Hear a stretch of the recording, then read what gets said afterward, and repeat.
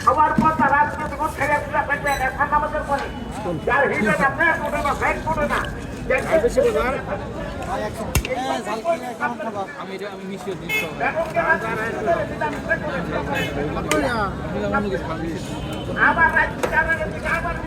ঝাল বেশি দিয়ে না আর বাদ বাকিগুলো আমারটা দিয়েন না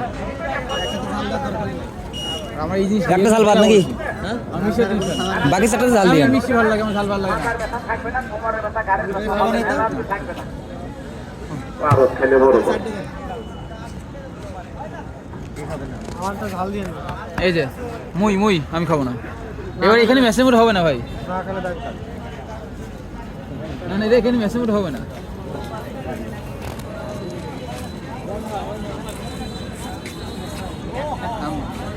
এই নিন আপনার জন্য